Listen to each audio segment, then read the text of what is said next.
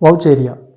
तो वाउचेरिया एक ऐसा एल्गा है जो ज़ैंथोफाइसी क्लास से बिलोंग करता है और ज़ैंथोफाइसी क्लास के जितने भी एल्गी हैं उन सभी को येलो ग्रीन एल्गी के नाम से जाना जाता है। तो इस तरह से जो वाउचेरिया है वो एक येलो ग्रीन एल्गा है। अब कुछ साइंटिस्ट के द्वारा वाउचेरिया को क्लोरोफाइसी के अंदर इंक्लूड किया जाता है, लेकिन आजकल जो क्लासिफिकेशन चल रहा है उसके अकॉर्डिंग वाउचेरिया को ज़ैंथोफाइसी क्लास में इंक्लूड किया जाता है। तो सबसे पहले हम बात करते हैं इसके क्लासिफिकेशन की। तो क्लासिफिकेशन की अगर अपने बात करें तो इसमें जो डिवीजन है वो है पायरोफाइकोफाइटा। तो क्लासिफिकेशन जो कि दिया गया था F.E. फ्रिश्च के द्वारा, उसके अकॉर्डिंग जो वाउचेरिया है इसको रखा जाता है डिवीजन पायरोफाइकोफाइटा के अंदर। तो डिवीजन का नाम हो जाएगा पायरोफाइकोफाइटा।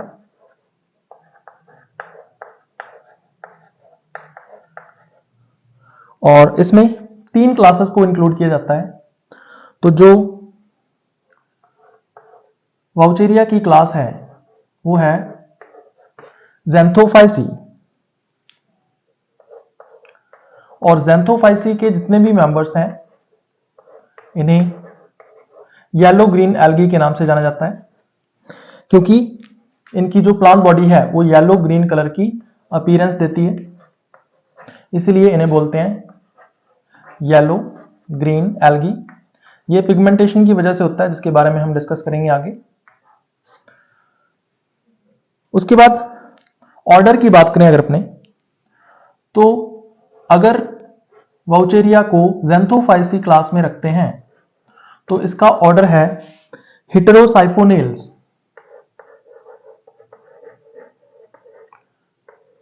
और अगर कुछ साइंटिस्ट जैसे मैंने आपको बताया अभी इसको क्लोरोफाइसी में रखते हैं, तो अगर क्लोरोफाइसी में अगर इसको रखेंगे तो फिर ऑर्डर हो जाएगा साइफोनेल्स। अब हेटेरोसाइफोनेल्स जो ऑर्डर है इसकी खास बात क्या है कि इसमें सिनोसाइटिक कंडीशन पाई जाती है। अब सिनोसाइटिक क्या होती है, इसको हम बोलते हैं एसेप्टेट कंडीशन, यानी कार्योकाइनेसिस कंटिन्यूअसली चलता रहता है लेकिन साइटोकाइनेसिस नहीं होता। इस वजह से मल्टी न्यूक्लिएटेड कंडीशन क्रिएट हो जाती है थैलस के अंदर, और ऐसी कंडीशन को हम प्लांट्स में बोलते हैं सिनोसाइटिक। तो इसका मतलब हेटेरोसाइफोनेल्स ऑर्डर के अंदर जितने भी मेंबर्स आएंगे उन सभी में प्लांट बॉडी कैसी होती है, सिनोसाइटिक होती है। उसके बाद इसकी फैमिली की बात करें तो फैमिली का जो नाम है वो जीनस के नाम से ही रखा गया है। तो इसकी फैमिली हो जाएगी वाउचेरिएसी, और इसमें जो जीनस इंक्लूड किया जाता है जीनस हो जाएगा वाउचेरिया।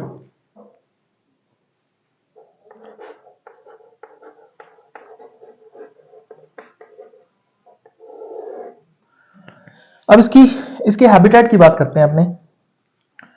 तो हैबिटेट की बात करें तो 3 तरह का हैबिटेट मेनली हमें देखने को मिलता है वाउचेरिया के अंदर। इसकी डिफरेंट स्पीसीज जो है वो 3 टाइप का हैबिटेट जो है वो शो करती हैं।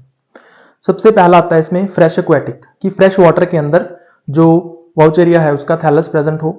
दूसरा आता है एम्फीबियस। एम्फीबियस के अंदर क्या होता है, जो वाटर एंड लैंड का ट्रांजिशनल एरिया होता है वहां पर जो थैलस है वाउचेरिया का वो प्रेजेंट होता है। और तीसरा होता है टेरेस्ट्रियल। टेरेस्ट्रियल में क्या होता है, लैंड के ऊपर जो मॉइस्ट कंडीशन है वहां पे आपको जो वाउचेरिया है उसका थैलस देखने को मिलेगा। तो इस तरह से 3 तरह का जो हैबिटेट है वो हमें वाउचेरिया के अंदर इसकी डिफरेंट स्पीसीज के अंदर देखने को मिलता है।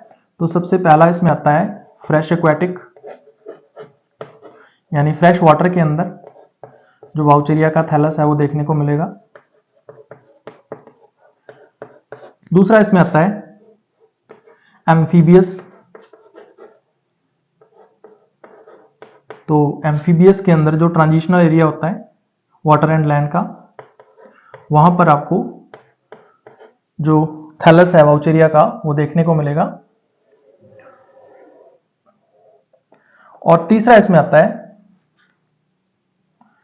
टेरेस्ट्रियल, यानी लैंड पर जो थैलस है वाउचेरिया का वो हमें देखने को मिलेगा। सबसे पहले फ्रेश एक्वेटिक की बात करते हैं। तो एक स्पीसीज इसकी ऐसी है जो फ्रेश वाटर के अंदर हमें देखने को मिलती है, तो आपको ध्यान में रखना है, वाउचेरिया अनसिनेटा।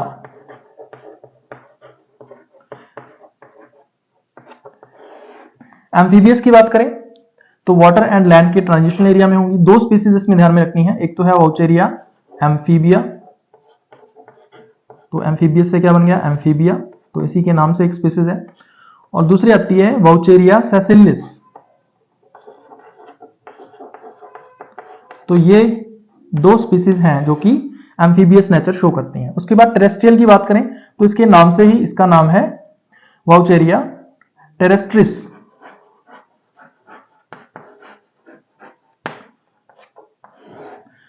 तो ये डिफरेंट स्पीसीज जो है वाउचेरिया की, वो डिफरेंट टाइप का हैबिटेट यहाँ पे शो कर रही हैं। और ये चारों की चारों जो स्पीसीज आपको यहाँ पे दिख रही हैं, ये इंडियन स्पीसीज हैं, यानी इंडिया के अंदर वाउचेरिया की ये चारों स्पीसीज हमें देखने को मिलती हैं। उसके बाद फिर हम लोग बात करेंगे थैलस स्ट्रक्चर की। तो थैलस स्ट्रक्चर की अगर अपने बात करें तो वाउचेरिया का जो थैलस है वो कैसा होता है, साइफोनेशियस होता है। तो खास बात क्या है इसमें, साइफोनेशियस थैलस होता है। अब साइफोनेशियस का क्या मतलब है, यहां पर सिनोसाइटिक कंडीशन होती है थैलस के अंदर, और पूरे का पूरा जो थैलस है वो ट्यूब्स में डिफरेंशिएटेड होता है या ट्यूब्स में डिवाइडेड होता है, या हम कह सकते हैं ब्रांच्ड होता है। और हर एक ब्रांच एक ट्यूब की तरह काम करती है, क्योंकि अंदर उसके सेप्टेशन तो होता नहीं, एसेप्टेट कंडीशन होती है। और ट्यूब को बोलते हैं साइफन, और साइफन से क्या बन गया, साइफोनेशियस। तो इस तरह से साइफोनेशियस जो थैलस है वो हमें देखने को मिलता है वाउचेरिया के अंदर। तो यहां पर साइफोनेशियस थैलस के अंदर हमें कंडीशन देखने को मिलती है सिनोसाइटिक। तो सिनोसाइटिक का मतलब यहां पे क्या है, मल्टी न्यूक्लिएटेड। तो मल्टी न्यूक्लिएटेड कंडीशन जो है वो देखने को मिलती है, और प्लांट्स में ऐसी कंडीशन को सिनोसाइटिक बोला जाता है। इसके अलावा ब्रांच्ड जो थैलस है वो हमें देखने को मिलेगा, और हर एक ब्रांच को हम साइफन बोल देते हैं। तो ब्रांच जो होगी उसके लिए क्या नाम दिया जाता है, साइफन। तो इस तरह से बहुत सारे साइफन जो हैं वो हमें देखने को मिलते हैं वाउचेरिया के थैलस के अंदर। और वाउचेरिया के थैलस की बात करें तो इसमें एक तो एरियल ब्रांचेस होती हैं, तो दो पार्ट्स में हम लोग इसको डिवाइड कर सकते हैं, एक तो एरियल ब्रांचेस, और दूसरा इसमें होता है राइजोइड्स। तो राइजोइड्स भी सिनोसाइटिक होते हैं, और जो एरियल ब्रांचेस हैं ये भी क्या होती हैं, सिनोसाइटिक होती हैं। तो दोनों के दोनों ही सिनोसाइटिक कंडीशन जो है वो हमें देखने को मिलते हैं। राइजोइड्स भी कैसे होते हैं, यहाँ पे ब्रांच्ड होते हैं, और एरियल ब्रांचेस जो है वो तो ब्रांच्ड हैं ही। तो दोनों के दोनों ही कैसे होते हैं, सिनोसाइटिक कंडीशन में हमें देखने को मिलती है। तो सिनोसाइटिक कंडीशन, तो ऊपर एरियल सिस्टम होता है जिसमें ब्रांच्ड सिनोसाइटिक जो फिलामेंट्स हैं वो हमें देखने को मिलते हैं, और नीचे की तरफ राइजोइड्स प्रेजेंट होते हैं जो एक तरह का होल्ड फास्ट होता है, बस वो ब्रांच्ड हो जाते हैं, और उसको अपने हैप्टेरॉन भी बोल सकते हैं, या फिर उसको राइजोइड्स भी कह सकते हैं। तो ये एरियल सिस्टम है जो कि ब्रांच्ड कंडीशन यहां पे प्रेजेंट है। तो सिनोसाइटिक फिलामेंट्स आप देख सकते हो यहां पे, और ये ब्रांच्ड होते हैं, और नीचे की तरफ राइजोइड्स या हैप्टेरॉन होता है,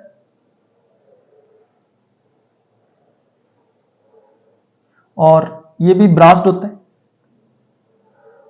तो इस तरह से यहां पे ब्रांच्ड हैप्टेरॉन होगा, या राइजोइड्स बोल सकते हैं अपने इसको, और इसके बीच में पूरे का पूरा जो प्रोटोप्लाज्म है वो मूवमेंट करने के लिए फ्री होगा।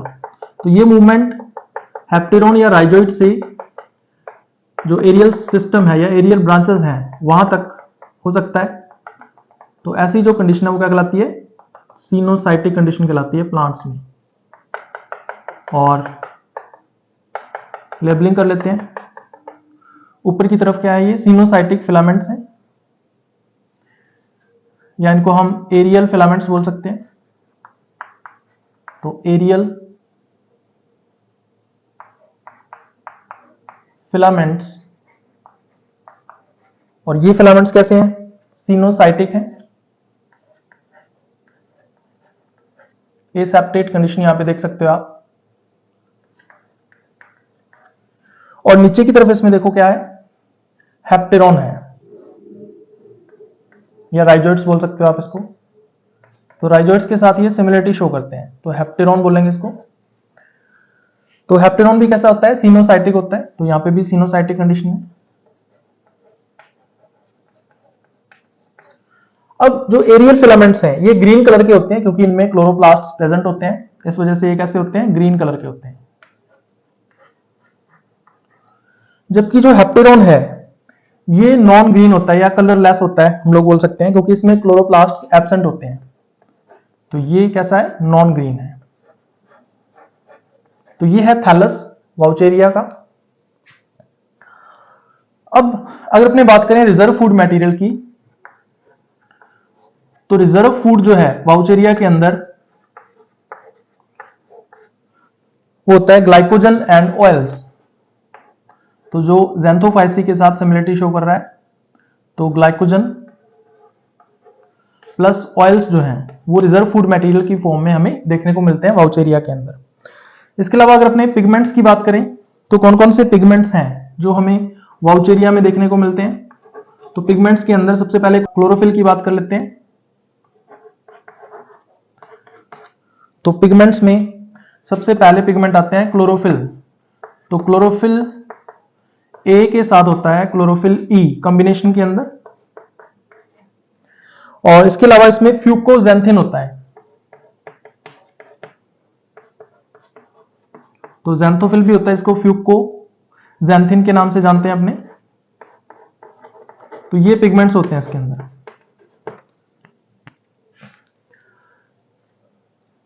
अब बात करते हैं अपने इंटरनल स्ट्रक्चर की। तो इंटरनल स्ट्रक्चर अगर अपने बात करें कि एक जो सिनोसाइटिक फिलामेंट है या एरियल फिलामेंट है उसकी इंटरनल स्ट्रक्चर कैसी होगी। तो इंटरनल स्ट्रक्चर की अगर अपने बात करें तो हमें इस टाइप की जो स्ट्रक्चर है वो दिखाई देती है। सबसे बाहर की तरफ इसमें क्या होता है, सेल वॉल होती है। तो दोनों तरफ हम क्या बनाएंगे, सेल वॉल बनाएंगे। अब ये जो फिलामेंट है उसकी लेंथ जो है वो बहुत ज्यादा होती है, तो इसलिए हम इसको इस तरह से डॉटेड शो कर सकते हैं।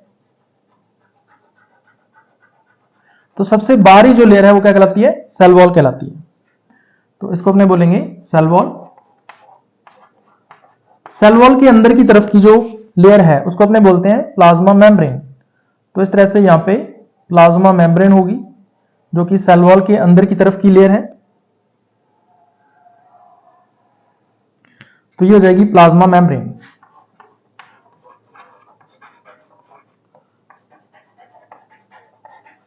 अब इसमें क्या होता है, बिल्कुल सेंटर में आपको सेंट्रल वैक्यूल देखने को मिलती है, और ये सेंट्रल वैक्यूल जो सिनोसाइटिक फिलामेंट है या एरियल फिलामेंट है उसकी पूरी लेंथ में फैली रहती है। तो ये हो जाएगी सेंट्रल वैक्यूल जिसमें सेल सैप जो है वो फिल्ड रहता है।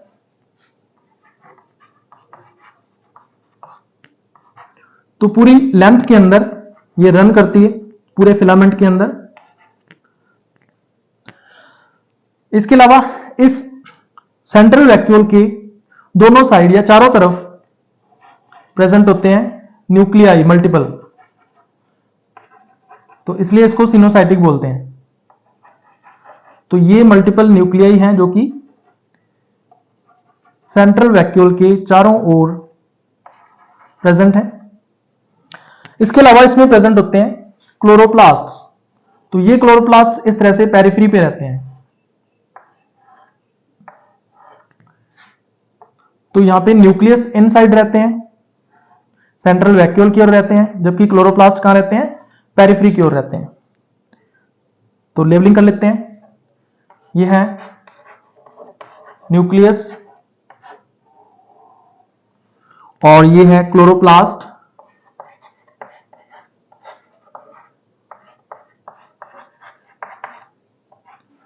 और बाकी का जो पार्ट है इसमें वो इसका साइटोप्लाज्म कहलाता है, जिसमें अदर जो सेल ऑर्गेनल्स हैं, mitochondria, ribosomes, Golgi apparatus, endoplasmic reticulum वगैरह जो है वो इस साइटोप्लाज्म के अंदर प्रेजेंट होते हैं। तो उसको अपने नाम देंगे साइटोप्लाज्म। अब अगर अपने इसमें क्लोरोप्लास्ट की बात करें तो वाउचेरिया का जो क्लोरोप्लास्ट है उसकी खास बात यह होती है कि इसमें जो पायरिनॉइड्स हैं वो एब्सेंट होते हैं। तो पायरिनॉइड्स यहां पे एब्सेंट होते हैं, लेकिन वाउचेरिया की एक स्पीसीज ऐसी है जिसको हम बोलते हैं वाउचेरिया मेड्यूसा। तो वाउचेरिया मेड्यूसा में जो क्लोरोप्लास्ट होंगे उनमें पायरिनॉइड्स प्रेजेंट होंगे। तो वाउचेरिया मेड्यूसा एक एक्सेप्शन है, बाकी सभी जितनी भी स्पीसीज हैं वाउचेरिया की उनमें क्लोरोप्लास्ट के अंदर पायरिनॉइड्स एब्सेंट होते हैं, जबकि वाउचेरिया मेड्यूसा में क्लोरोप्लास्ट के अंदर जो पायरिनॉइड्स हैं वो क्या होते हैं, प्रेजेंट होते हैं। तो पायरिनॉइड्स प्रेजेंट।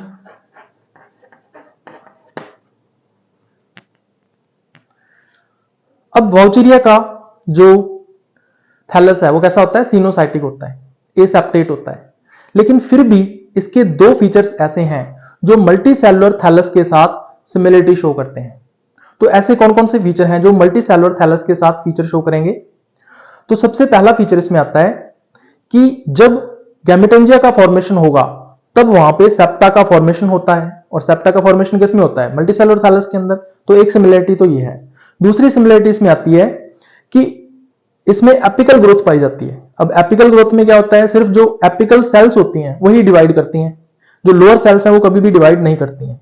यहां पर सेल्स तो है ही नहीं, लेकिन फिर भी जो एपिकल पार्ट होता है, जो फिलामेंट्स हैं, आप देख सकते हो यहां पे जो एरियल फिलामेंट्स हैं, इनके जो एपिकल पार्ट्स हैं सिर्फ यही ग्रोथ शो करते हैं, जो लोअर पार्ट होता है इनका वो ग्रोथ शो नहीं करते। तो ये किसके साथ सिमिलरिटी शो कर रहा है, मल्टी सेलुलर थैलस के साथ। तो ये दो सिमिलरिटी होती हैं जो कि वाउचेरिया की थैलस के द्वारा शो की जाती हैं मल्टी सेलुलर थैलस के साथ। तो यहां पर हम लोग बात करेंगे सिमिलैरिटी की। तो similarities with multicellular thallus. तो दो सिमिलैरिटीज के बारे में आपको ध्यान में रखना है।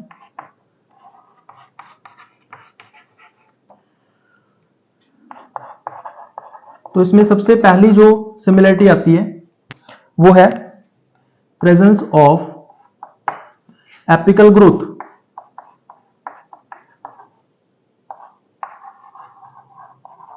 और दूसरी सिमिलरिटी जो मल्टी सेलुलर थैलस के साथ ये शो करता है, दूसरा है सेप्टा फॉर्मेशन।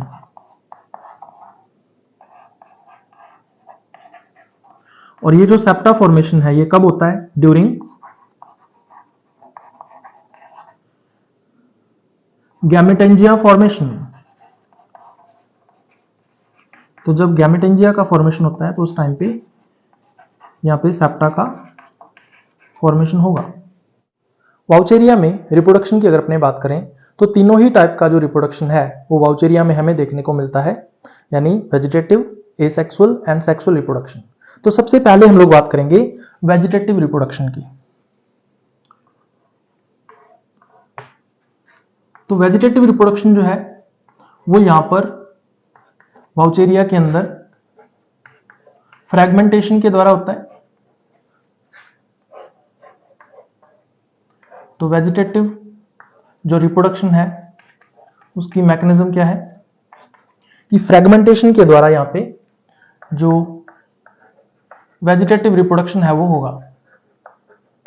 तो फ्रैगमेंटेशन, और फ्रैगमेंटेशन में क्या होता है, जो थैलस है वाउचेरिया का वो साइफोनेशियस होता है, या सिनोसाइटिक फिलामेंट्स होते हैं। तो ये जो सिनोसाइटिक फिलामेंट्स हैं वो मैकेनिकल इंजरी की वजह से फ्रेगमेंट्स में ब्रेक हो जाते हैं और हर एक फ्रेगमेंट जो है वो न्यू फिलामेंट का फॉर्मेशन कर लेता है या न्यू वाउचेरिया थैलस का फॉर्मेशन कर लेता है। तो ये प्रोसेस जो है वो क्या कहलाता है, फ्रेगमेंटेशन कहलाता है। तो ये मोस्ट कॉमन मेथड है जो मल्टी सेलुलर एल्गी होते हैं उनमें। तो वाउचेरिया का जो थैलस है वो क्या करेगा, फ्रेगमेंट्स में ब्रेक हो जाएगा और ये जो ब्रेकेज है वो किस वजह से होता है, मैकेनिकल इंजरी की वजह से होता है। तो यहां पे क्या होगा, एक मैकेनिकल इंजरी होगी, किसी भी वजह से हो सकती है, जो इस थैलस को फ्रेगमेंट्स में ब्रेक कर देती है। तो मान लीजिए 3 फ्रेगमेंट्स का फॉर्मेशन हुआ, तो हमने इनको नाम दिया फ्रेगमेंट 1, फ्रेगमेंट 2 एंड फ्रेगमेंट 3। अब हर एक फ्रेगमेंट से क्या होगा, एक न्यू थैलस जो है वो बन जाएगा। तो फ्रेगमेंट 1 से जो बनेगा उसको बोलेंगे अपने थैलस 1, फ्रेगमेंट 2 से जो बनेगा उसको बोलेंगे थैलस 2 और फ्रेगमेंट 3 से जो बनेगा उसको बोलेंगे थैलस 3। तो ये वेजिटेटिव रिप्रोडक्शन की मेथड है वाउचेरिया के अंदर। दूसरे टाइप का जो रिप्रोडक्शन है वाउचेरिया के अंदर वो हमें देखने को मिलता है एसेक्सुअल रिप्रोडक्शन। तो एसेक्सुअल रिप्रोडक्शन में माइटोस्पोर्स का फॉर्मेशन होता है। तो मेनली माइटोस्पोर्स दो ही टाइप के होते हैं, जूस्पोर्स एंड एप्लानोस्पोर्स, लेकिन उनके कुछ मॉडिफिकेशंस भी देखने को मिलते हैं। तो वो मॉडिफिकेशंस वाउचेरिया में भी हमें देखने को मिलेंगे। तो मेनली यहाँ पे 4 टाइप के जो स्पोर्स हैं उनका फॉर्मेशन होगा एसेक्सुअल रिप्रोडक्शन के अंदर। सबसे पहले इसमें आता है जूस्पोर्स। तो जूस्पोर्स जो है ये मोटाइल फ्लैजिलेटेड स्ट्रक्चर्स होती हैं, इसलिए इनका जो फॉर्मेशन है वो किसमें होता है, जो एक्वेटिक स्पीसीज है उनमें होता है। तो जो एक्वेटिक स्पीसीज हैं जैसे वाउचेरिया अनसिनेटा, उनमें जूस्पोर्स के द्वारा एसेक्सुअल रिप्रोडक्शन होगा। दूसरे टाइप का जो स्पोर है जिसके द्वारा एसेक्सुअल रिप्रोडक्शन हो सकता है वो है एप्लानोस्पोर्स। एप्लानोस्पोर्स जो है वो नॉन मोटाइल होते हैं, नॉन फ्लैजिलेटेड होते हैं और एप्लानोस्पोर्स का जो फॉर्मेशन है वो टेरेस्ट्रियल स्पीसीज के अंदर होता है। तो वहां पर वाटर की रिक्वायरमेंट नहीं होती, तो इसलिए वहां पे एप्लानोस्पोर्स का फॉर्मेशन होता है। तो इन टेरेस्ट्रियल स्पीसीज, तो 2 स्पीसीज के नाम मैंने आपको बताए, वाउचेरिया, एक स्पीसीज का नाम मैंने आपको टेरेस्ट्रियल के अंदर बताया है, वाउचेरिया टेरेस्ट्रिस, तो उसमें एप्लानोस्पोर्स बनेंगे। इसके अलावा हिप्नोस्पोर्स का फॉर्मेशन भी हो सकता है।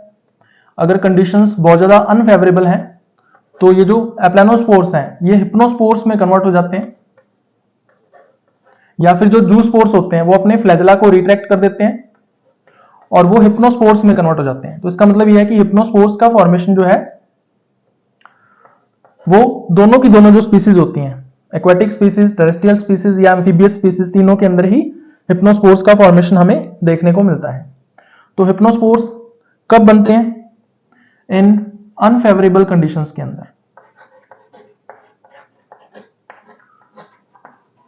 तो अनफेवरेबल कंडीशंस में हिप्नोस्पोर्स का फॉर्मेशन होता है। और 4th टाइप के जो स्पोर्स यहां पे बनते हैं वो है एकाइनेट्स। तो एकाइनेट्स में क्या होता है, जो वेजिटेटिव पार्ट होता है थैलस का, वही स्पोर लाइक स्ट्रक्चर में कन्वर्ट हो जाता है। अब जो हिप्नोस्पोर्स हैं और एकाइनेट्स हैं इनका फॉर्मेशन सभी टाइप की स्पीसीज में होता है, एक्वेटिक स्पीसीज में भी होता है और टेरेस्ट्रियल स्पीसीज में भी होता है। तो एकाइनेट्स को हम वेजिटेटिव स्पोर्स बोल सकते हैं। इनको देखेंगे अभी आपने आगे डिटेल के अंदर। तो ये वेजिटेटिव स्पोर्स हैं एक तरह के। तो हिप्नोस्पोर्स एंड एकाइनेट्स का फॉर्मेशन दोनों टाइप की स्पीसीज में हो सकता है, एक्वेटिक में भी और टेरेस्ट्रियल में भी। तो in both aquatic and terrestrial species,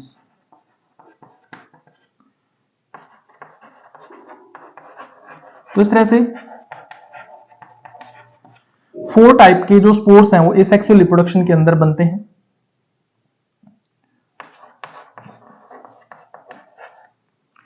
अब सबसे पहले हम लोग बात करते हैं जूस्पोर्स की।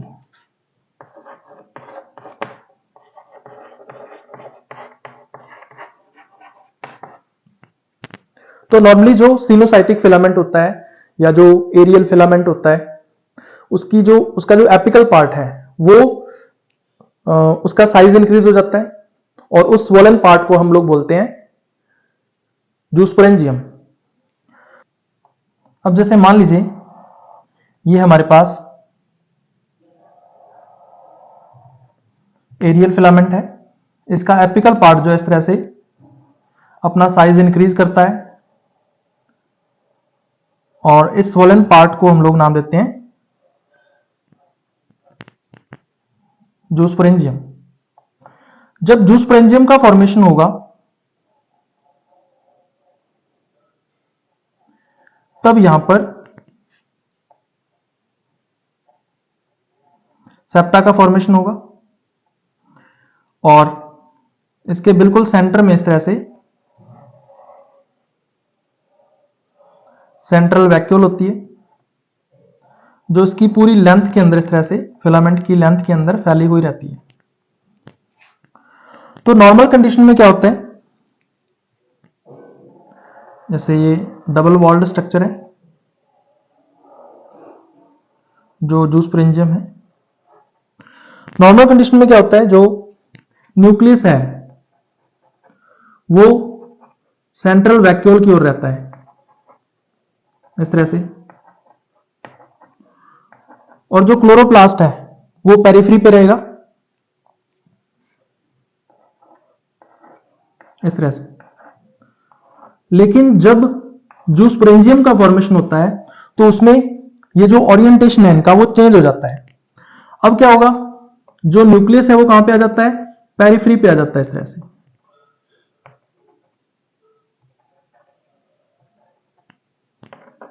जबकि जो क्लोरोप्लास्ट है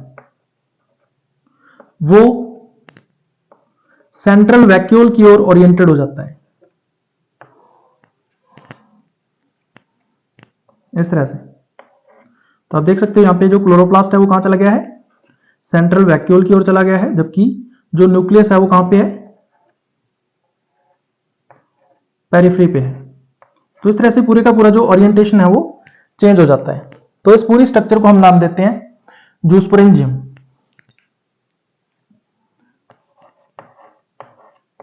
तो ये है जूस्पोरेंजियम।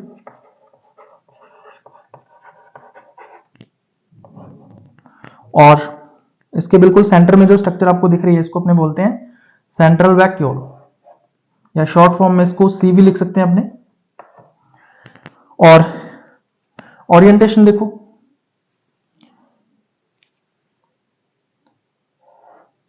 यह है क्लोरोप्लास्ट और अंदर की तरफ क्या है इसमें, यह न्यूक्लियस है। लेकिन जब जूस्पोरेंजियम के अंदर जाते हैं तो न्यूक्लियस कहां आ जाता है, बाहर आ जाता है, और क्लोरोप्लास्ट कहां पे चला जाता है, बिल्कुल सेंट्रल वैक्यूल की ओर चला जाता है। तो ये हो जाएगा क्लोरोप्लास्ट। इस तरह से ओरिएंटेशन जो है वो चेंज हो जाता है। अब ये जो जूस्पोरेंजियम है इसके अंदर केवल एक ही जूस्पोर जो है वो बनता है, केवल एक सिंगल जूस्पोर का फॉर्मेशन इसके अंदर होगा। और ऐसा माना जाता है कि ये जो जूस्पोर बना है ये कैसा होता है,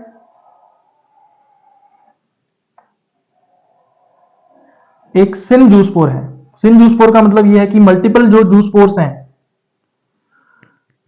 उनका फॉर्मेशन होना था लेकिन हुआ नहीं, लेकिन फ्लैजेला का फॉर्मेशन इसमें हो जाता है।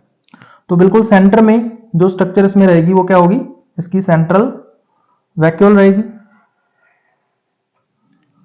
और पेरिफेरी पे देखो न्यूक्लियस होंगे, हर एक न्यूक्लियस के सामने से दो फ्लैजेला डेवलप होते हैं। तो इस तरह से मल्टी फ्लैजिलेटेड कंडीशन जो है वो यहां पे डेवलप हो जाती है। तो आप देख सकते हो यहां पे दो फ्लैजेला डेवलप होंगे यहां से, और दोनों ही फ्लैजेला डिफरेंट टाइप के होते हैं, यानी हेटेरोकॉन्ट कंडीशन यहां पे देखने को मिलती है। एक फ्लैजेला वेपलेस टाइप का होता है और दूसरा जो फ्लैजेला है वो टेंसल टाइप का होता है। तो वाउचेरिया के अंदर ये कंडीशन रहती है। और इसके अंदर की तरफ इस तरह से ये क्लोरोप्लास्ट्स हैं जो कि सेंट्रल वैक्यूल की ओर रहते हैं। तो इस तरह से एक सिन जूस्पोर का फॉर्मेशन हो जाता है और इस तरह से ये बाहर निकल आता है। कहां से?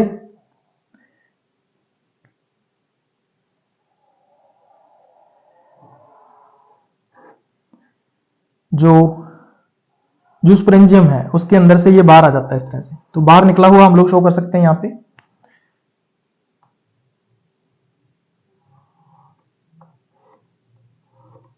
इस तरह से। तो इसको अपने नाम देते हैं सिन जूस्पोर। तो ये सिन जूस्पोर है।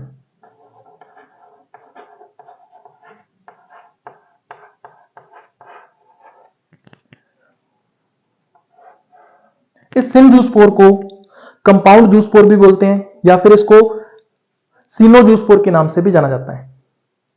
तो ऐसा माना जाता है कि ये मल्टीपल जो जूस्पोर्स थे वो फ्यूज्ड हैं, अलग अलग नहीं हो पाए, तो इसलिए इसको नाम दिया जाता है सिनो जूस्पोर। अब ये सिनो जूस्पोर क्या करता है? अपने चारों ओर एक थिक वॉल का फॉर्मेशन कर लेता है और ये जो थिक वॉल बनती है ये अनफेवरेबल कंडीशंस के अंदर बनती है। तो कंडीशंस कैसी हैं? यहां पे अनफेवरेबल है। तो अनफेवरेबल कंडीशंस में ये जो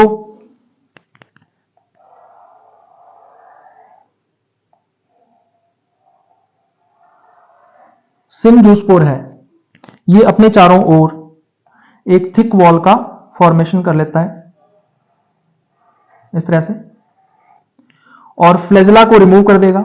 इसके जो फ्लैजेला होंगे, हालांकि कुछ टाइम तक ये क्या करेगा? वाटर के अंदर स्विम करता रहेगा, लेकिन उसके बाद ये क्या करता है? फ्लैजेला को रिमूव कर देता है और अपने चारों ओर एक थिक वॉल का जो फॉर्मेशन है वो कर लेता है। तो ऐसा अनफेवरेबल कंडीशंस आने की वजह से होता है।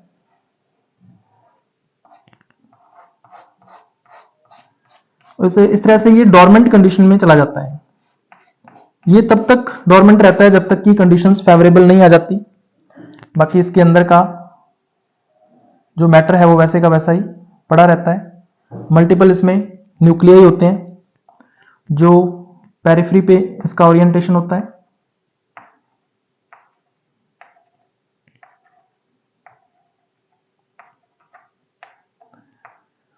तो इस तरह से इसको नाम दिया जाता है रेस्टिंग स्पोर। तो ये रेस्टिंग स्पोर है क्योंकि अनफेवरेबल कंडीशंस जब तक रहती हैं तब तक ये रेस्टिंग स्पोर ऐसे के ऐसे ही बना रहता है। तो इसके चारों ओर क्या है? देखो, थिक वॉल है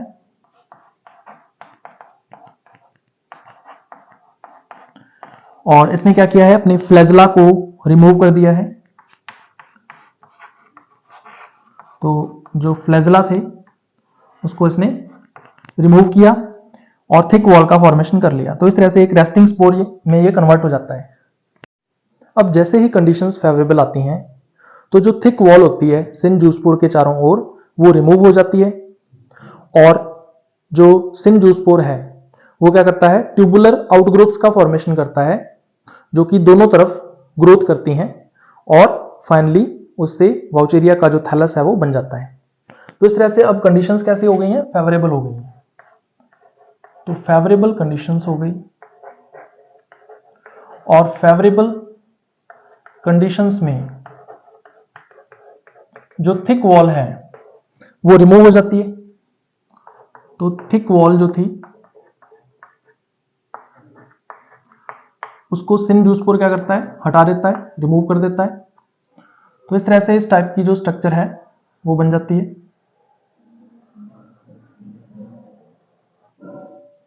बिल्कुल सेंटर में इस तरह से जो सेंट्रल वैक्यूल है और पेरिफेरी पे न्यूक्लियस होते हैं और अंदर की ओर जो क्लोरोप्लास्ट्स हैं वो हमें देखने को मिलते हैं।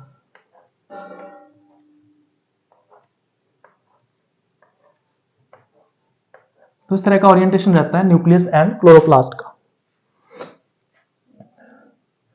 तो अब इसमें क्या होता है? इसका एक ट्यूबुलर आउटग्रोथ्स निकलती है इसमें से। अब इसका यहां पे क्या होगा, जर्मिनेशन होगा, और जब इसका जर्मिनेशन होगा तो जर्मिनेशन के टाइम पर ट्यूबुलर आउटग्रोथ्स यहां पे डेवलप होंगी। तो जैसे मान लीजिए ये सिनजूस्पोर है, तो एक तो ट्यूबुलर आउटग्रोथ्स इस तरफ बनेंगे इस तरह से, और दूसरी जो ट्यूबुलर आउटग्रोथ है वो इस तरह से इस तरफ बनती है। तो दो ट्यूबुलर आउटग्रोथ्स जो है वो यहां पे बन रही हैं, देख सकते हो आप, और बिल्कुल सेंटर में इस तरह से जो सेंट्रल वैक्यूल है वो भी आगे ट्रैवल करती है इसके साथ साथ ट्यूबुलर आउटग्रोथ्स के साथ इस तरह से, और पूरे का पूरा जो प्रोटोप्लाज्म है वो भी साथ में इस तरह से मूव करता है आगे, और हर एक ट्यूबुलर आउटग्रोथ से फिर न्यू थैलस का फॉर्मेशन हो जाता है। तो इसको अपने क्या बोलते हैं, ट्यूबुलर आउटग्रोथ, जो कि सिनोसाइटिक होती है, यानी सेप्टेशन नहीं होता। और इस तरफ भी क्या है, ये एक ट्यूबुलर आउटग्रोथ है,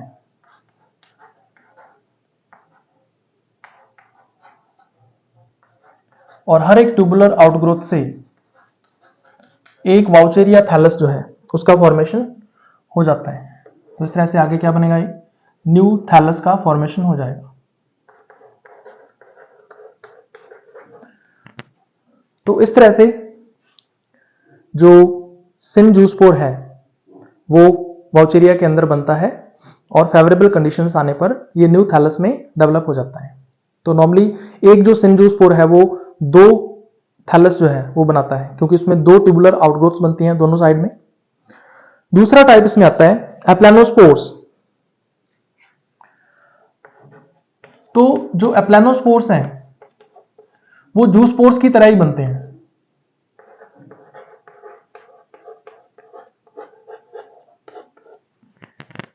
डिफरेंस सिर्फ इतना है कि यहां पर जो स्पोर बनेगा वो नॉन फ्लैजिलेटेड होगा, और उसको अपने नाम देंगे सिन एप्लानोस्पोर।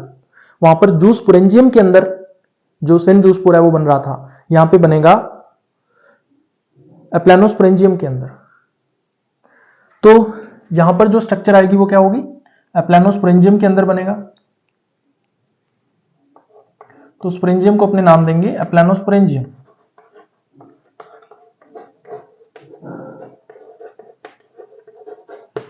और जो स्पोर बनेगा वो नॉन फ्लैजिलेटेड होगा, और इसलिए इसको बोलेंगे अपने सिन एप्लानोस्पोर। वहां पे सिन जूस्पोर था, यहां पे सिन एप्लानोस्पोर होगा। और यहां पर नॉन फ्लैजिलेटेड कंडीशन होगी, क्योंकि ये सिन एप्लानोस्पोर है, तो इसलिए यहां पे क्या होगी, नॉन फ्लैजिलेटेड कंडीशन होगी, यानी फ्लैजिला एब्सेंट होंगे। जो सिन एप्लानोस्पोर्स है इनको कंपाउंड भी बोलते हैं, कंपाउंड एप्लानोस्पोर भी बोलते हैं, क्योंकि ऐसा माना जाता है कि मल्टीपल जो एप्लानोस्पोर्स हैं उनके फ्यूजन से सिन एप्लानोस्पोर का फॉर्मेशन हुआ होगा, इसलिए इसको कंपाउंड एप्लानोस्पोर बोला जाता है। या फिर इसके लिए नाम दिया जाता है सीनो एप्लानोस्पोर, तो इसको सीनो एप्लानोस्पोर भी बोलते हैं,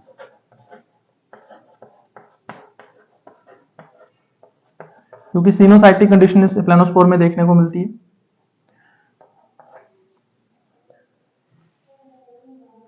तो जूस्पोर्स की तरह ही एप्लानोस्पोर्स बनते हैं। सिन, वहां पे सिन जूस्पोर बन रहा था, यहां पे सिन एप्लानोस्पोर बनेगा। कंडीशन डिफरेंस सिर्फ यही होगा कि जो सिन एप्लानोस्पोर है वो नॉन फ्लैजिलेटेड होता है, जबकि जो सिन जूस्पोर था वो फ्लैजिलेटेड था। बाकी आगे अनफेवरेबल कंडीशंस आने पर सिन एप्लानोस्पोर क्या करेगा, अपने चारों ओर थिक वॉल का फॉर्मेशन कर लेगा, जैसे कि सिन जूस्पोर कर रहा था। उसके बाद फेवरेबल कंडीशन आने पर थिक वॉल रिमूव हो जाएगी, और फिर ट्यूबुलर आउटग्रोथ्स बनेंगी, और हर एक ट्यूबुलर आउटग्रोथ से एक न्यू थैलस जो है वो बन जाएगा। तो इस तरह से जो एप्लानोस्पोर्स हैं, एप्लानोस्पोर्स के द्वारा जो एसेक्सुअल रिप्रोडक्शन होता है वो सिमिलर होता है जूस्पोर्स के। तो इसलिए हम लोग यहां पे लिख सकते हैं कि ये किसके सिमिलर है, जूस्पोर्स के सिमिलर है। तो similar to zoospores जो डिफरेंसेस हैं वो मैंने आपको बता दिए हैं, ये डिफरेंसेस रहते हैं। नेक्स्ट मेथड इसमें आती है एकाइनेट फॉर्मेशन। तो एकाइनेट्स में फॉर्मेशन के अंदर क्या होता है, जो इसका सिनोसाइटिक फिलामेंट होता है वो क्या करता है, एक चेन की फॉर्म में मल्टी न्यूक्लिएटेड स्फेरिकल स्ट्रक्चर्स का फॉर्मेशन करता है, जिन्हें हम नाम देते हैं एकाइनेट्स। और ये जो चेन है वो ऐसा लगता है जैसे एक एल्गा होता है गोंग्रोसिरा, तो गोंग्रोसिरा के थैलस की तरह ये जो चेन है एकाइनेट्स की वो दिखाई देती है, इसलिए इसे गोंग्रोसिरा स्टेज के नाम से भी जाना जाता है। तो गोंग्रोसिरा स्टेज का फॉर्मेशन वाउचेरिया के अंदर होता है, इस पे क्वेश्चन भी आता है एग्जाम के अंदर। तो गोंग्रोसिरा एक एल्गा है।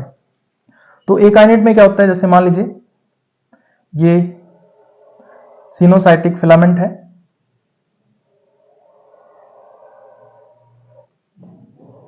अब इसके अंदर क्या होगा, मल्टीपल स्फेरिकल इस तरह से स्ट्रक्चर्स बनेंगी, और हर एक स्ट्रक्चर कैसी होगी, मल्टी न्यूक्लिएटेड होती है। मल्टी न्यूक्लिएटेड का मतलब इसमें मल्टीपल क्या होंगे, न्यूक्लियाई होंगे, और इन स्ट्रक्चर्स को हम लोग बोलते हैं एकाइनेट्स। तो ये हैं एकाइनेट्स।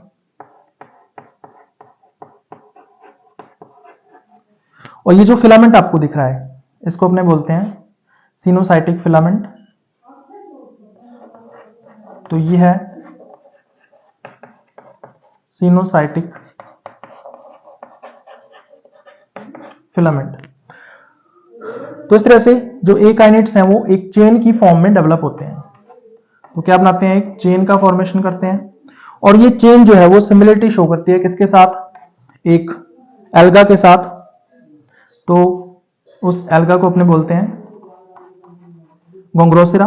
तो गोंग्रोसिरा के थैलस के साथ ये सिमिलरिटी शो करेगी, तो थैलस ऑफ गोंग्रोसिरा। तो गोंग्रोसिरा के थैलस के साथ ये क्या कर रही है, सिमिलरिटी शो कर रही है। तो इसलिए इसे गोंग्रोसिरा स्टेज के नाम से भी जाना जाता है। तो इसको अपने क्या बोलते हैं, गोंग्रोसिरा स्टेज।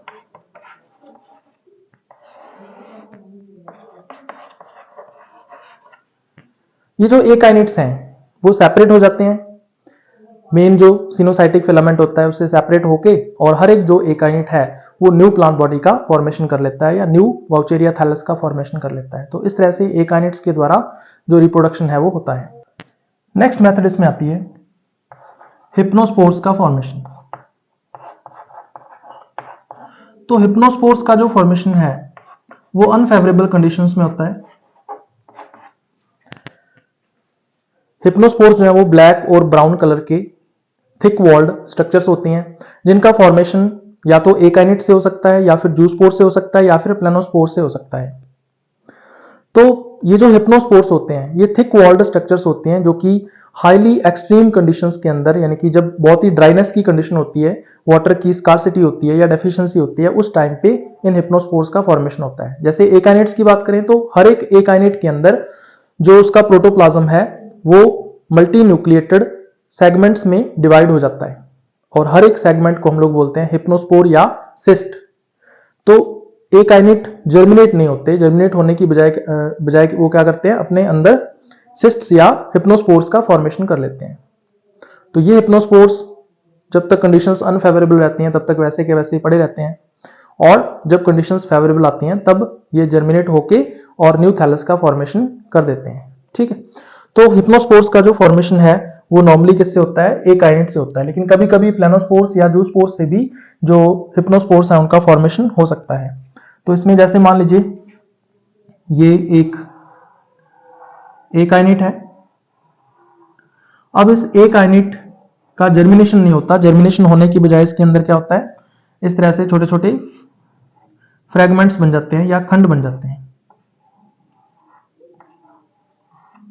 और इन खंडों को, इन सेगमेंट्स को बोला जाता है सिस्ट्स या हिप्नोस्पोर्स। और ये कैसे होते हैं, मल्टी न्यूक्लिएटेड होते हैं। इस तरह से हर एक सिस्ट या खंड के अंदर क्या होता है, मल्टीपल न्यूक्लियाई होते हैं। तो मल्टी न्यूक्लिएटेड कंडीशन हर एक हिप्नोस्पोर के अंदर हमें देखने को मिलती है। तो ये पूरी की पूरी जो स्ट्रक्चर है ये क्या कहलाएगी, एकाइनेट कहलाएगी। और इसके अंदर जो सेगमेंट्स हैं या खंड हैं इनको अपने बोलेंगे हिप्नोस्पोर, या इसको बोल देते हैं सिस्ट। और ये हिप्नोस्पोर या सिस्ट जो है वो सेपरेट हो जाता है इस एकाइनेट से। एकाइनेट की जो वॉल है वो ब्रेक हो जाती है और जितने भी हिप्नोस्पोर्स हैं वो रिलीज हो जाते हैं बाहर। और बाहर आने पर जब तक कंडीशंस अनफेवरेबल बनी रहती हैं तब तक ये ऐसे के ऐसे ही पड़े रहते हैं। जैसे मान लीजिए ये एक हिप्नोस्पोर है और मल्टी न्यूक्लिएटेड कंडीशन है, इसके अंदर मल्टीपल न्यूक्लियाई हैं। जैसे ही कंडीशंस फेवरेबल आएंगी, ये एक तरह का हिप्नोस्पोर है। कंडीशंस फेवरेबल आते ही इसका क्या होगा, जर्मिनेशन होगा और जर्मिनेट होके ये क्या करेगा, आगे न्यू थैलस का फॉर्मेशन कर देता है। वाउचेरिया में सेक्सुअल रिप्रोडक्शन की बात करें तो वाउचेरिया में oogamous टाइप का रिप्रोडक्शन पाया जाता है। oogamous का मतलब ये है कि जो मेल गैमेट है वो मोटाइल होता है जबकि जो फीमेल गैमेट है वो नॉन मोटाइल होता है। और इन दोनों के बीच में फ्यूजन को अपने बोलते हैं oogammy। तो इस तरह से सेक्सुअल रिप्रोडक्शन की हम लोग बात कर रहे हैं वाउचेरिया के अंदर, तो इसमें oogamous टाइप का रिप्रोडक्शन पाया जाता है। तो oogamous के अंदर जो मेल गैमेट है वो कैसा होता है, मोटाइल होता है, जिसको अपने नाम देते हैं एंथेरोजॉइड। और जो फीमेल गैमेट है वो कैसा होता है, नॉन मोटाइल होता है और उसको अपने नाम देते हैं एग। तो फीमेल गैमेट कैसा होगा, यहाँ पे नॉन मोटाइल होगा। तो इनके बीच फ्यूजन होता है तो उसको oogammy बोलते हैं। तो फीमेल गैमेट है नॉन मोटाइल। अब अगर अपने वाउचेरिया की बात करें तो इसमें होमोथैलिक कंडीशन पाई जाती है मोस्टली। होमोथैलिक का मतलब ये है कि दोनों के दोनों जो गैमेटेंजिया हैं, मेल गैमेटेंजियम एंड फीमेल गैमेटेंजियम, वो दोनों के दोनों एक ही थैलस के ऊपर प्रेजेंट होती हैं। तो इसको होमोथैलिक कंडीशन बोलते हैं। तो जो मोस्ट स्पीसीज होती हैं वाउचेरिया की उसमें होमोथैलिक कंडीशन देखने को मिलती है। लेकिन कभी कभी हेटेरोथैलिक कंडीशन जो है ये भी हमें देखने को मिलती है वाउचेरिया के अंदर। और हेटेरोथैलिक के अंदर कुछ स्पीसीज के अंदर, कुछ मैराइन स्पीसीज ऐसी हैं जिसमें हेटेरोथैलिक कंडीशन होती है। तो सम मैराइन स्पीसीज, तो एक स्पीसीज का नाम आपको ध्यान में रखना है जो मैराइन नेचर की है और हेटेरोथैलिक कंडीशन शो कर रही है। हेटेरोथैलिक का मतलब मेल गैमेटेंजियम मेल थैलस पर होगी और फीमेल गैमेटेंजियम फीमेल थैलस पर होगी। तो हेटेरोथैलिक के अंदर आपको एक एग्जांपल ध्यान में रखना है इसमें, वाउचेरिया डाइकोटोमा। तो इसमें आपको हेटेरोथैलिक कंडीशन देखने को मिलती है। अब अगर अपने गैमेटेंजिया की बात करें तो दो तरह के गैमेटेंजिया जो हैं वो हमें देखने को मिलते हैं वाउचेरिया के अंदर, मेल गैमेटेंजियम एंड फीमेल गैमेटेंजियम। जो मेल गैमेटेंजियम है उसको हमेशा एंथरीडियम के नाम से जाना जाता है।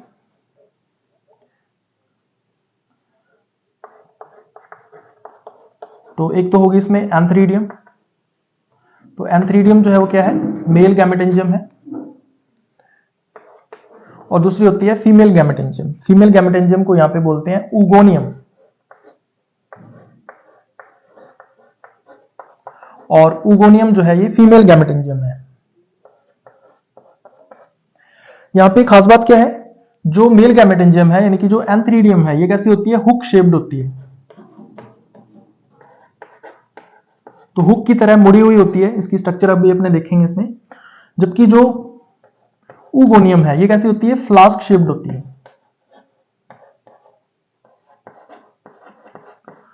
नॉर्मल कंडीशन में जो एंथरीडियम है ये क्या करती है, मल्टीपल एंथेरोजॉइड्स प्रोड्यूस करती है।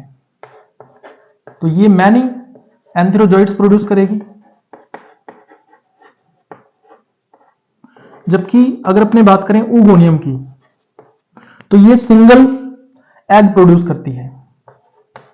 तो केवल एक सिंगल एग जो है वो एक ओगोनियम के द्वारा प्रोड्यूस किया जाएगा। तो मेल गैमेट्स को हम लोग बोलते हैं एंथेरोजोइड्स। तो एंथेरोजोइड्स क्या है? मेल गैमेट्स है।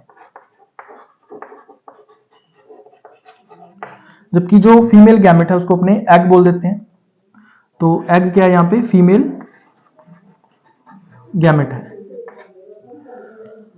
अब अगर अपने पोजीशन की बात करें तो जो गैमेटेंजिया है वो या तो टर्मिनल हो सकती हैं या फिर इंटरकैलरी हो सकती हैं। जो मोस्ट ऑफ द स्पीसीज हैं वाउचेरिया की, उसमें इंटरकैलरी गैमेटेंजिया हमें देखने को मिलती हैं। लेकिन वाउचेरिया की एक स्पीसीज ऐसी है जिसमें टर्मिनल गैमेटेंजिया प्रेजेंट होते हैं और वो स्पीसीज है वाउचेरिया सेसिलिस।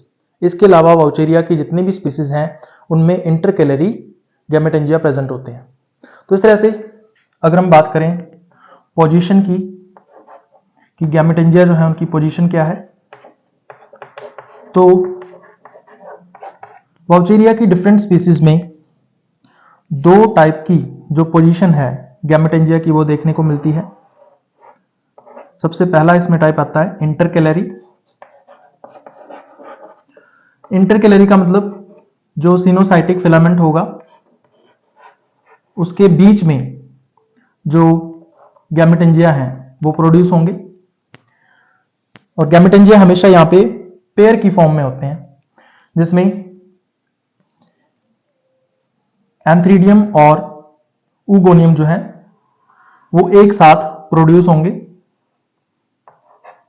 और दूसरी जो पोजीशन है वो आती है टर्मिनल,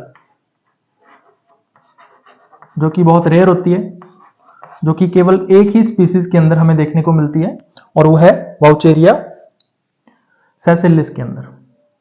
तो इंटरकैलरी में एग्जांपल की अगर अपने बात करें तो जो मोस्ट स्पीसीज हैं वाउचेरिया की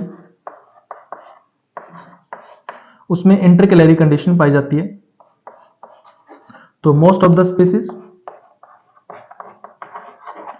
और अगर टर्मिनल के अंदर अगर अपने एग्जांपल की बात करें तो इसमें आपको एक स्पीसीज का नाम ध्यान में रखना है और वो है वाउचेरिया सेसिलिस। तो इस स्पीसीज में टर्मिनल गैमेटेंजिया देखने को मिलती हैं, यानी सिनोसाइटिक हाइफा के एपेक्स पर जो गैमेटेंजिया है वो प्रोड्यूस होंगी, जिसमें एंथ्रीडियम एंड ऊगोनियम दोनों होते हैं। तो डायग्राम के द्वारा हम इंटरकैलरी एंड टर्मिनल गैमेटेंजिया को किस तरह से शो कर सकते हैं वो हम देखते हैं। तो सबसे पहले अगर अपने बात करें इंटरकैलरी गैमेटेंजिया की, तो जैसे मान लीजिए ये सिनोसाइटिक फिलामेंट है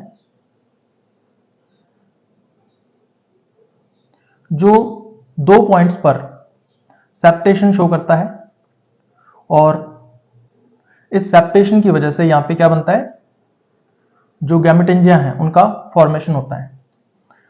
तो सबसे पहले हुक शेप्ड एंथ्रीडियम बनती है इस तरह से,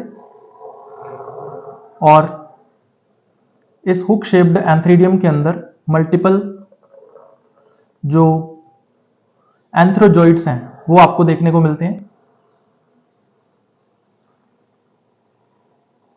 तो ये हुक शेप्ड एंथ्रीडियम है और इसके अंदर आपको इस तरह से मल्टीपल एंथ्रोजोइड्स देखने को मिलेंगे जो कि मेल गैमेट्स होते हैं।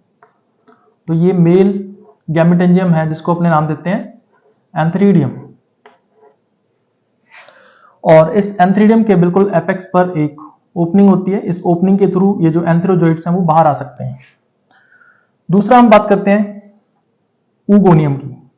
तो ऊगोनियम जो है वो इस तरह से फ्लास्क शेप्ड स्ट्रक्चर है और इस ऊगोनियम के अंदर केवल एक सिंगल जो एग है वो प्रेजेंट होता है, यानी कि एक सिंगल फीमेल गैमेट इसके अंदर फॉर्मेशन होता है उसका। तो इस एग के अंदर एक सिंगल न्यूक्लियस होता है और इसके चारों ओर इसके क्लोरोप्लास्ट्स देखने को मिलते हैं और बाकी इसका साइटोप्लाज्म होता है। इसके अलावा इस एग के अंदर रिसेप्टिव स्पॉट होता है यहाँ पे, जो एंथ्रोजोइड्स को रिसीव करने का काम करता है। लेबलिंग करें तो यह है एंथ्रीडियम जो कि कैसी है, हुक शेप्ड है।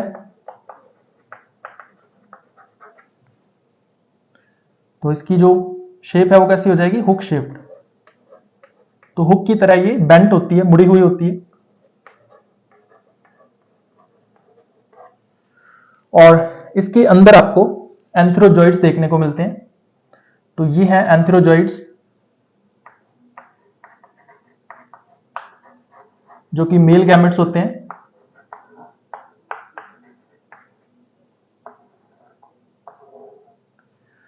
ये मोटाइल होते हैं, बाइफ्लैजिलेटेड होते हैं और रेनिफॉर्म होते हैं, जिसकी स्ट्रक्चर हम लोग अभी करेंगे। इसके अलावा नीचे की तरफ आपको इसमें इसका सिनोसाइटिक फिलामेंट देखने को मिलता है। तो ये सिनोसाइटिक एरियल फिलामेंट हो जाएगा।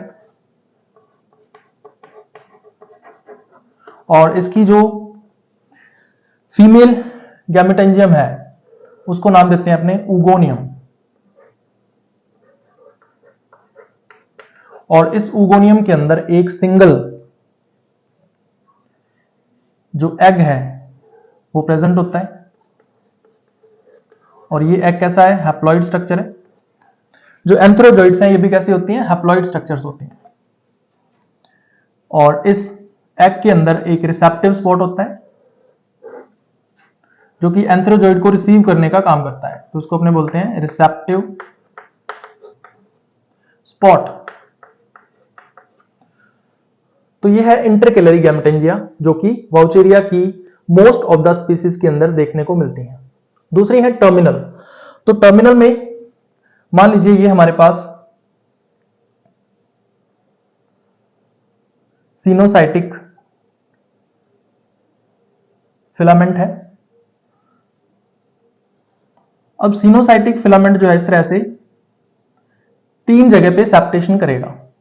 एक तो बिल्कुल टर्मिनल पर करेगा, जो terminally hook shaped antherozoid, terminally hook shaped antheridium का फॉर्मेशन करेगा इस तरह से। और इस एंथ्रीडियम के अंदर मल्टीपल एंथ्रोजॉइड्स जो हैं उनका फॉर्मेशन होता है। तो इस तरह से बहुत सारे एंथ्रोजॉइड्स जो हैं वो आपको देखने को मिलते हैं एंथ्रीडियम के अंदर। अब ये जो एंथ्रीडियम है हुक शेप्ड, इसके एपेक्स पर ओपनिंग होती है और इस ओपनिंग के थ्रू जो एंथ्रोजॉइड्स हैं वो बाहर आ सकते हैं। अब यहां पर जो ऊगोनियम है वो इस एंथ्रीडियम के दोनों तरफ डेवलप होती है। इस तरह से हुक शेप्ड स्ट्रक्चर है, तो ये दोनों तरफ डेवलप होगी इस तरह से, इस तरफ भी होगी और इसके अपोजिट साइड भी होगी, दोनों तरफ। तो दोनों साइड आपको जो ऊगोनिया है वो देखने को मिलती हैं। और हर एक ऊगोनियम के अंदर एक सिंगल जो एग है वो आपको देखने को मिलता है, जो कि फीमेल गैमेट को रिप्रेजेंट करता है। एग की स्ट्रक्चर की बात करें तो इसमें बिल्कुल सेंटर में आपको क्या देखने को मिलता है, इसका न्यूक्लियस देखने को मिलता है दोनों में ही। और इसके चारों ओर इसके क्लोरोप्लास्ट होते हैं इस तरह से।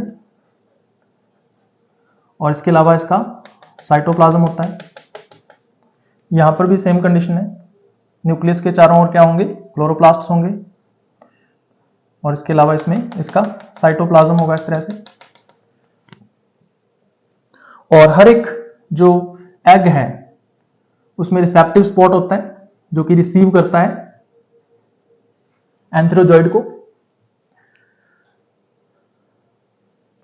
लेबलिंग कर लेते हैं। ये है एंथ्रीडियम, जो कि कैसी है, हुक शेप्ड है। और इसके अंदर होते हैं मल्टीपल एंथ्रोजॉइड्स, जो कि मोटाइल रेनिफॉर्म बाइफ्लैजिलेटेड स्ट्रक्चर्स होती हैं। और ये जो एंथ्रोजॉइड्स हैं ये हैप्लॉइड स्ट्रक्चर्स होती हैं। इसके अलावा ये है ऊगोनियम, जो कि फ्लास्क शेप्ड स्ट्रक्चर है और इसके अंदर एग है, जो कि हैप्लॉइड स्ट्रक्चर है। और यह है इसका रिसेप्टिव स्पॉट, जो कि रिसीव करता है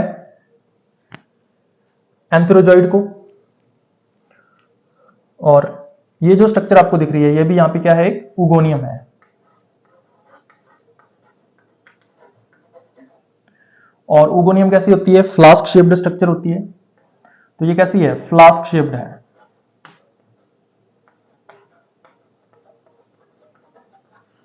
और नीचे की तरफ जो आपको ये फिलामेंट दिख रहा है इसको अपने बोलते हैं सिनोसाइटिक फिलामेंट। ये एरियल फिलामेंट है।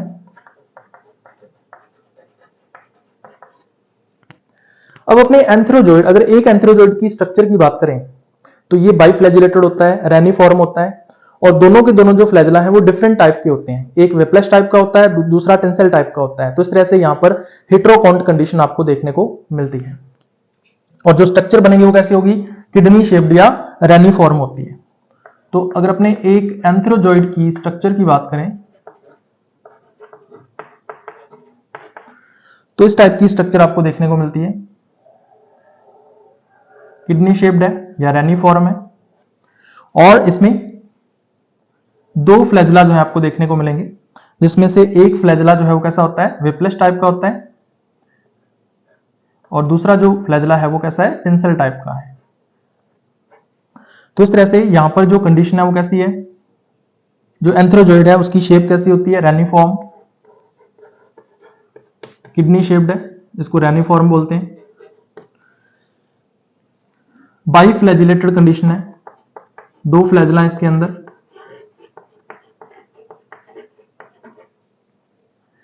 अब दोनों में से जो एक फ्लैजला है वो तो कैसा है, विप्लश है, तो वन विप्लश। और जो दूसरा फ्लैजला है वो कैसा होगा, टेंसिल टाइप का होगा, तो इसलिए बोलेंगे अपने वन टेंसिल। और ऐसी जो कंडीशन है वो क्या कहलाती है, हेट्रोकॉन्ट कंडीशन कहलाती है। तो हेट्रोकॉन्ट।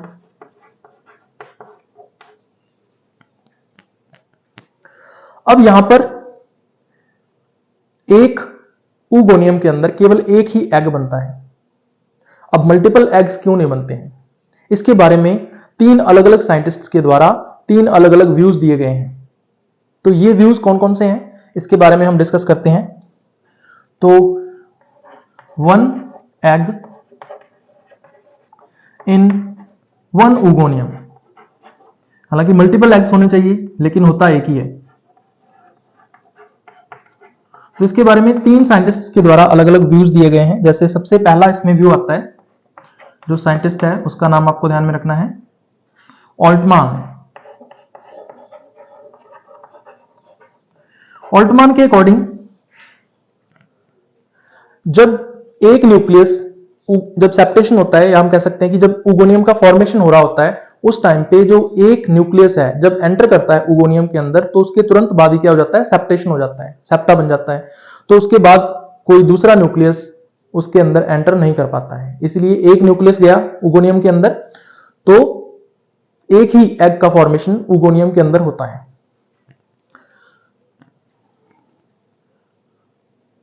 तो वन न्यूक्लियस एंटर कर रहा है और इस एंट्री के तुरंत बाद ही क्या हो जाता है, सेप्टेशन या सेप्टा फॉर्मेशन हो जाता है। इसलिए ये कहता है कि एक ही एग जो है, यानी वन एग एक उगोनियम के अंदर हमें देखने को मिलता है। दूसरा जो साइंटिस्ट है जिसने व्यू दिया था वो है डेंजियर्ड।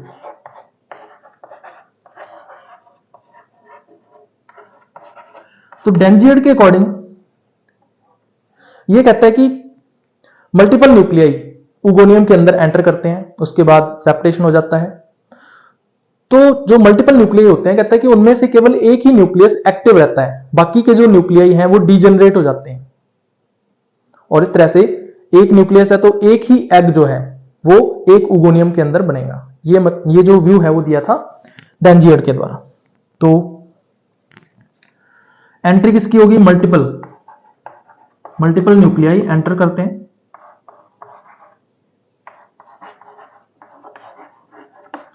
Multiple nuclei enters. अब इसमें से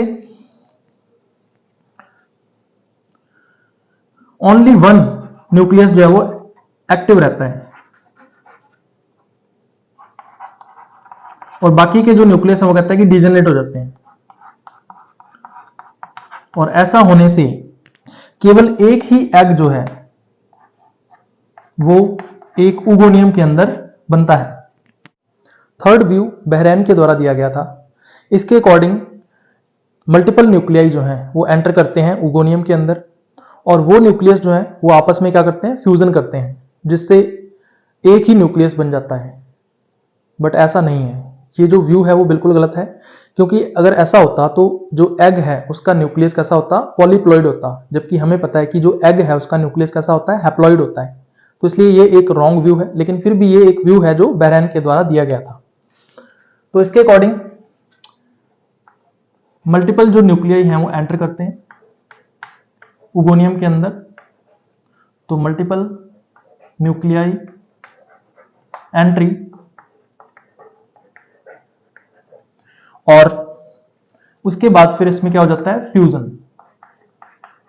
तो फ्यूजन बिटवीन न्यूक्लियाई। तो इस तरह से कहता है कि एक ही जो एग है, एक न्यूक्लियस है तो एक ही एग कहता है कि बनेगा उगोनियम के अंदर, जबकि फ्यूजन जो है वो नहीं होता है, हमें पता है। तो इसलिए ये जो व्यू है वो बिल्कुल रॉन्ग है। इससे पहले वाले जो दो व्यूज हैं वो सही हो सकते हैं, लेकिन ये जो व्यू है वो बिल्कुल गलत है। उसके बाद हम बात करते हैं फर्टिलाइजेशन एंड डेवलपमेंट की। तो फर्टिलाइजेशन में जो हुक शेप्ड एंथ्रीडियम होती है उसमें से उसके एपेक्स पर एक पोर लाइक स्ट्रक्चर होती है। उस पोर में से जो एंथ्रोजोइड्स हैं वो बाहर आ जाते हैं और बाहर आने के बाद मूव करते हुए उगोनियम तक पहुंच जाते हैं। तो जैसे मान लीजिए ये एंथ्रोजोइड है और इसमें बाइफ्लैजिलेटेड कंडीशन है, रेनिफॉर्म जो एंथ्रोजोइड है वो हमें देखने को मिलता है। तो इसको अपने बोलेंगे एंथ्रोजोइड और ये हैप्लॉइड स्ट्रक्चर है। अब ये मूवमेंट करता है वाटर के अंदर, तो मूव इन वाटर, और मूवमेंट करता हुआ फाइनली ये कहां पहुंच जाता है, जो उगोनियम है वहां तक पहुंच जाता है। तो जैसे मान लीजिए ये उगोनियम है और उगोनियम के अंदर एक सिंगल एग है और इस एग के अंदर एक रिसेप्टिव स्पॉट होता है। तो एंथ्रोजोइड उगोनियम में एंटर करता है और रिसेप्टिव स्पॉट के कांटेक्ट में आ जाता है। तो यहां पर एक इसका रिसेप्टिव स्पॉट होता है।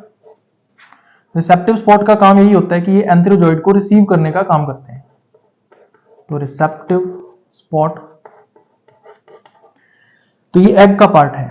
तो एग में बिल्कुल सेंटर में आपको एक न्यूक्लियस देखने को मिलेगा और इस न्यूक्लियस के चारों ओर आपको क्लोरोप्लास्ट जो है वो देखने को मिलते हैं इस तरह से। तो ये एग है जो कि कैसे ये हैप्लॉइड स्ट्रक्चर है। अब होता क्या है, फर्टिलाइजेशन हो गया, तो फर्टिलाइजेशन से क्या बनेगा, जाइगोट बन जाएगा। रिसेप्टिव स्पॉट के द्वारा एंथ्रोजोइड को रिसीव कर लिया जाता है। उसके बाद जो एंथ्रोजोइड है उसका न्यूक्लियस और एग का जो न्यूक्लियस है वो आपस में फ्यूजन शो करते हैं। तो इस तरह से एक डिप्लॉइड सेल बन जाती है जिसको अपने नाम देते हैं जाइगोट।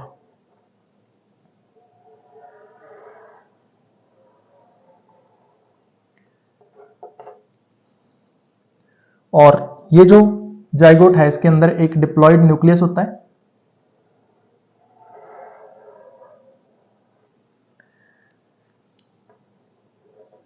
इस तरह से, तो ये डिप्लॉइड न्यूक्लियस है, इसके चारों ओर इसका बाकी का जो प्रोटोप्लाज्म है, क्लोरोप्लास्ट वगैरह होते हैं। तो ये इसका न्यूक्लियस हो जाएगा और न्यूक्लियस कैसा है, डिप्लॉइड स्ट्रक्चर है और इसके अंदर क्या है, ये जाइगोट है। तो इस तरह से जाइगोट भी क्या है, एक डिप्लॉयड स्ट्रक्चर है। अब ये क्या करता है, रेस्टिंग स्टेज में एंटर करता है। तो जब रेस्टिंग स्टेज में एंटर करेगा तो जो कंडीशंस हैं वो कैसी होंगी, अनफेवरेबल होंगी। तो यहां पर जो कंडीशंस हैं वो कैसी होती हैं, अनफेवरेबल कंडीशंस होती हैं। तो अनफेवरेबल कंडीशंस, तो इसलिए ये क्या करता है, अपने चारों ओर एक थिक वॉल का फॉर्मेशन कर लेता है। और वो जो वॉल है वो कैसी होती है, स्पाइनी नेचर की होती है। तो इस तरह से एक स्पोर लाइक स्ट्रक्चर बन जाती है और इस स्पोर को नाम देते हैं ऊस्पोर, क्योंकि इसकी जो वॉल है वो कैसी होती है, स्पाइनी नेचर की होती है। तो इस तरह का जो ऊस्पोर है वो इकाइनुलेट ऊस्पोर कहलाता है। तो स्पाइनी वॉल की वजह से इसको क्या बोलते हैं, अपने इकाइनुलेट ऊस्पोर बोलते हैं। इस तरह से जो वॉल होती है ऊस्पोर की, उस पर इस तरह से स्पाइन्स आपको देखने को मिलते हैं। तो इसको अपने नाम देंगे ऊस्पोर। और ऊस्पोर कैसा है, इकाइनुलेट है। इकाइनुलेट क्यों है, क्योंकि इसकी जो वॉल है वो कैसी है, स्पाइनी नेचर की है। तो ये स्पाइनी वॉल है, स्पाइनी थिक वॉल।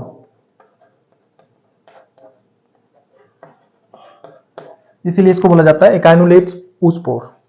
तो जो ऊस्पोर है ये एक तरह की रेस्टिंग स्टेज है, या हम कह सकते हैं कि ये एक तरह की डोरमेंट स्टेज है। जब तक कंडीशंस अनफेवरेबल रहती हैं तब तक ये जो ऊस्पोर है वो ऐसे का ऐसा ही पड़ा रहता है। जैसे ही कंडीशंस फेवरेबल आती हैं, इसके आउटर जो थिक वॉल होती है वो रिमूव हो जाती है। तो जैसे ही कंडीशंस फेवरेबल आएंगी, थिक वॉल रिमूव हो जाएगी। तो अब कंडीशंस कैसी आ गई, फेवरेबल आ गई। तो फेवरेबल कंडीशंस, और फेवरेबल कंडीशंस आने पर इसमें मियोसिस होता है।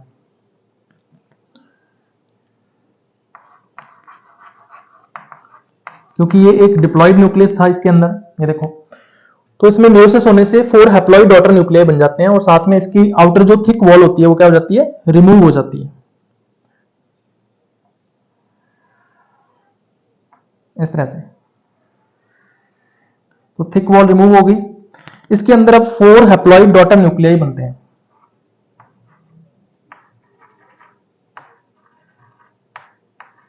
तो इनको अपने नाम देते हैं डॉटर न्यूक्लियाई।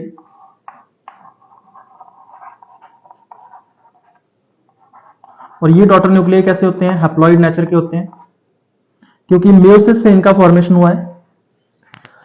अब होता है क्या है, इसका जर्मिनेशन होता है। अच्छा, इसकी जो वॉल है इसको अपने डबल शो कर सकते हैं, क्योंकि इसमें उगोनियम की जो वॉल है वो भी मर्ज्ड होती है साथ में। अब क्या होता है, इसका जर्मिनेशन होता है। तो जब इसका जर्मिनेशन होता है तो इसमें से जो 3 न्यूक्लियाई हैं वो तो क्या हो जाते हैं, डिजेनरेट हो जाते हैं। और जो जर्म ट्यूब निकलती है उस जर्म ट्यूब में एक जो बचा हुआ न्यूक्लियस है वो एंटर कर जाता है। तो इस तरह से यहां पे 3 न्यूक्लियाई क्या होंगे, डिजेनरेट हो जाएंगे जब इसका जर्मिनेशन होगा।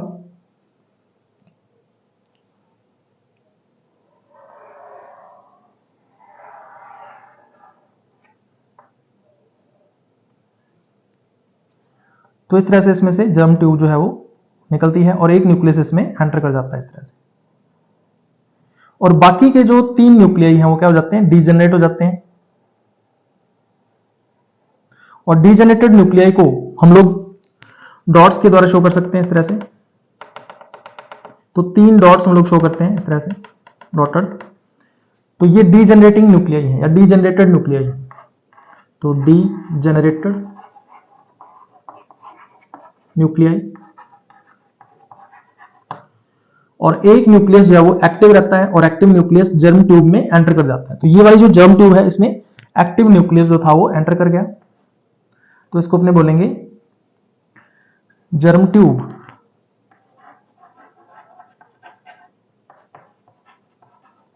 और इस जर्म ट्यूब के अंदर जो न्यूक्लियस है वो क्या है, एक्टिव न्यूक्लियस है।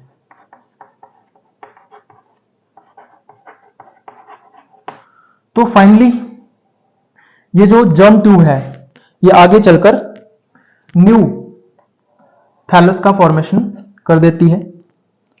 तो सिनोसाइटिक थैलस जो है वाउचेरिया का न्यू बन जाता है। तो ये बनाएगी आगे न्यू थैलस।